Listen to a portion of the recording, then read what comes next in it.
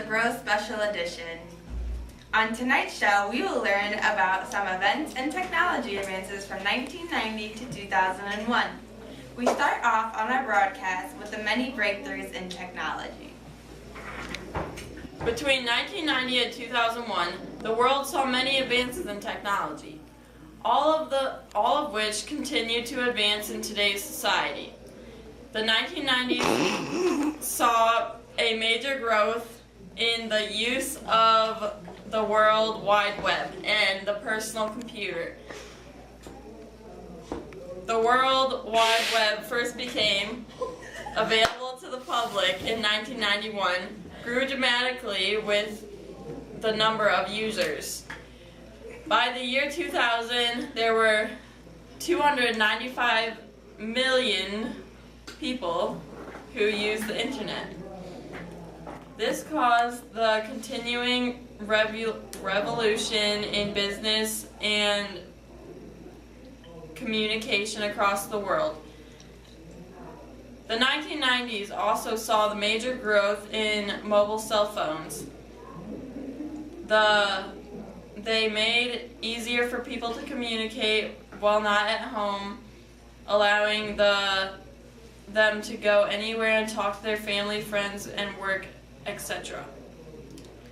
The rise of mobile phones and internet brought a rise in the use of emails. Emails now made possible for people to stay in touch electronically across the world and allowed people to meet and talk to other people from different countries and cultures.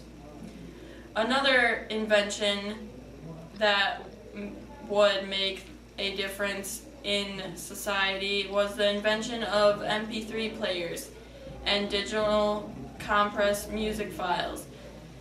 The invention allowed many people to get on the internet and share the entire music collections with others.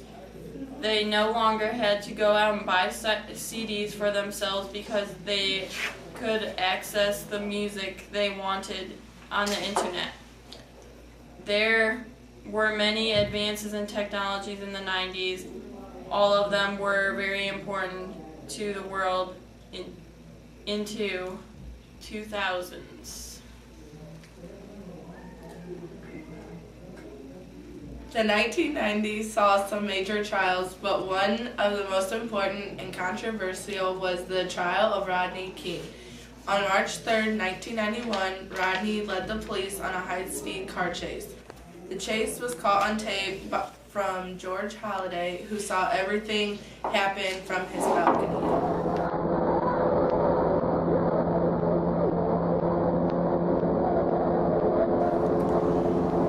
The video shows 5 Los Angeles officers surrounding King. They proceed to strike him repeatedly while many other officers just stood by and watched him repeatedly get beaten.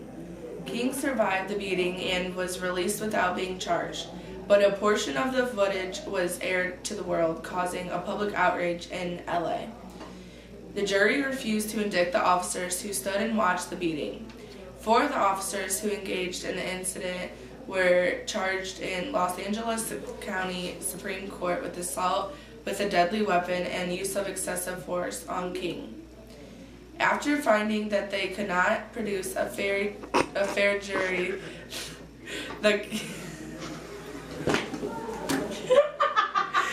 can't just rub my hair.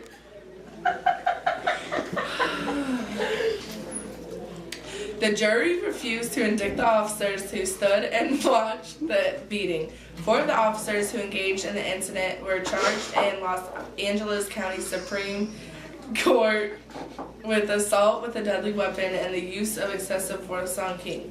After finding that they could not produce a fair jury, the case changed venues. 3 of the 4 officers were acquitted with all charges, while the 4th officer was acquitted for all of the charges. The jury could not come to a decision about his assault with a deadly weapon charge.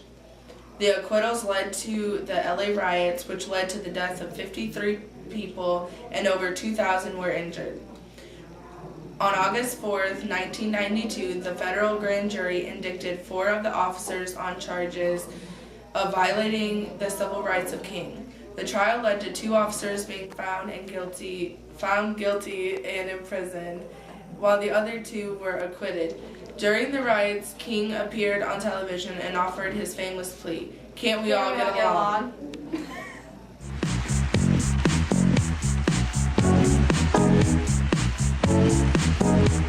You're a whole new generation.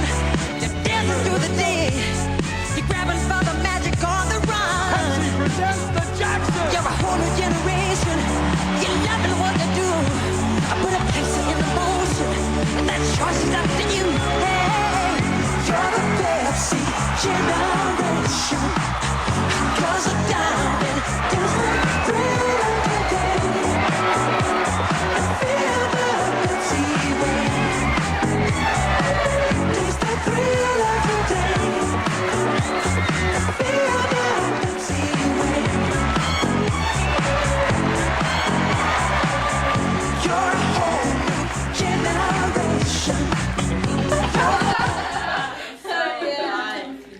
You know what else has been happening since the 90s? What? Stash has been coming in a lot thicker. Yeah, mine's really nice. Yeah, I've been growing mine for about a month now. Me too. I've been growing this in for about 2 months. I think it's looking pretty nice. Yeah. Mine's better. I think mine's a little. Guys, we're on air. Everyone just. Another major trial that the 1990s saw was the famous O.J. Simpson trial. On June 12, 1994, Nicole Brown Simpson, the ex-wife of O.J. and her friend Ronald Goldman, were stabbed to death in the front courtyard of Nicole's condo in Brentwood. O.J. was seen at the condo before he left for Chicago that night. On June 13th, O.J. is notified of the murders. Before he leaves home, the police already begin to search his house. They find what they believe is evidence to link O.J. to the murders. He then becomes the main suspect. When he returns to LA, he is temporarily handcuffed and taken in for questioning. He is released soon after the questioning. On June 17th, he is taken into custody and is arrested for murdering Nicole and Robert. On July 8th, the preliminary hearing ends with a ruling that there is enough evidence for O.J. to stand trial on 2 counts of first-degree murder. On July 22nd, O.J. pleads absolutely 100% non-guilty to the charges against him. On January 24th, the trial opened. On September 7th, Simpson announces that he will not testify on his own behalf. On September 29th, the case goes to the jury. On October 2nd, the jury announces that they have reached their verdict after less than 4 hours. The jury announces that O.J. Simpson is not guilty on October 3rd, 1995. On October 23rd, 1996, the civil trial against O.J. begins. He has finally agreed to testify before a jury on his own behalf and denies killing Goldman or his former rights, but cannot explain all of the physical evidence against him. On February 4th, 1997, the jury finds Simpson liable and awards the plaintiffs $8.5 million in compulsory damages.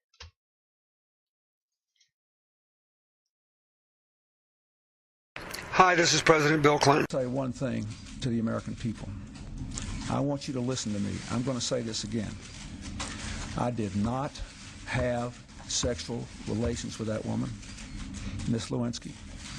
I never told anybody to lie. Indeed, I did have a relationship with Miss Lewinsky that was not appropriate. In fact, it was wrong. It constituted a critical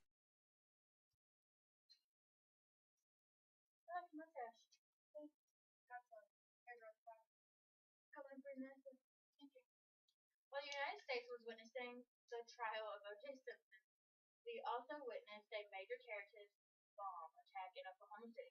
On the morning of April 19, 1995, Timothy McVeigh and Terry Nichols placed a rental truck in front of the Alfred P. Murrah Federal Building in downtown Oklahoma after much planning. The back of the truck contained a mixture of fertilizer and diesel fuel. He lit the 5-minute fuse. At a block away from the building, he lit the 2-minute fuse. 3 minutes after lighting the first, he dropped the truck off under the day care center of the building, got out, walked away, and entered gateway vehicle.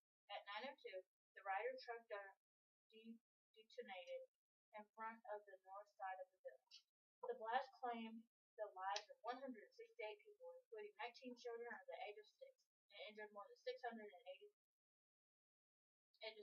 It destroyed or damaged 324 buildings that were within a 16-block radius. The bomb is said to have caused at least $652 million worth of damage. McVeigh was arrested within 90 minutes of the blast after being pulled over for driving without a license plate. At the time, he was only arrested for having a concealed weapon. After booking McVeigh, the police searched his car and found a business card for TNT. After further investigation, federal agents were able to link McVeigh to the bombing. They then were able to link Terry Nichols to the bombing after they searched McVeigh's house. After trial, McVeigh was sentenced to be executed by lethal injection, and Nichols was sentenced to life in prison. The bombing is known as the second largest terrorist attack against the United States on American soil. It is known as the largest terrorist attack against the United States on American soil. On the morning of September 11, 2011, a series of attacks against the United States were launched by Al-Qaeda. 19 terrorists hijacked 4 passenger plane jets with intent to fly them into targeted buildings. 2 of those planes were crashed into the north and south tower of the World Trade Center in New York City. Between the 2 towers were about 20,000 people who were already at work. The first plane hit the north tower at 8:46 a.m. It was first believed that the plane hit the tower on accident. At 9:03 a.m., the second plane hit the south tower, and it was declared a terrorist attack against the United States. At 9:37, the third plane hit the Pentagon. The fourth plane crashed in Pennsylvania at 10:03 a.m. after the passengers fought the hijackers to take back the plane. It is believed that the plane was headed to the White House. Within 2 hours of being hit, both of the towers collapsed to the surprise of many people. People in the towers were told that they had nothing to worry about, that the towers would not fall. All of the office workers were told to stay put in their buildings until given further instruction. The Pentagon had only partial collapse to its western side. The attacks led to the deaths of almost 3,000 people. 246 of the victims were from the planes that had no survivors. 2,606 of the victims in New York City, in or around the towers, and 125 at the Pentagon. A total of 411 emergency workers lost their lives as they tried to rescue people and fight the fires. Around 20 people were rescued alive from the rubble. The attacks led to immediate effects among the American people. Police and rescue workers from all around the country traveled to New York City to assist in the recovery of the remnants in the rubble. After the attacks, President Bush released a statement to the citizens of the United States in which he said, "Terrorist attacks can shake the foundation of our nation, but they cannot touch the foundation of America." Hi, I'm Donald Trump, and you've got politics. A lot of people have asked me whether or not I'm going to run for president, and the fact is, our country is no longer respected.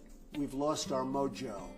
Other countries, China, South Korea, the OPEC nations, they are ripping us like nobody's ever ripped us before. And that's why recently a group formed, a very independent group, formed ShouldTrumpRun.com, and already they have over 400,000 people that joined. The fact is, they know that if I run, and I'll make a decision by June, and if I win, this country will be respected again. China will not be ripping us with their phony currency and the manipulation of their currency. OPEC, the prices will be coming down. So I am telling you that if I run and if I win, this country will be respected again. The 90s saw many great people, new technologies, some major trials, and the 2 biggest terrorist attacks against this country. The United States saw many good and bad things happen in this time, but we always recover from the hard times. That's all for our afternoon broadcast of the Bros Special Edition. Tune in tonight for a recap on this afternoon's show. Con los terroristas.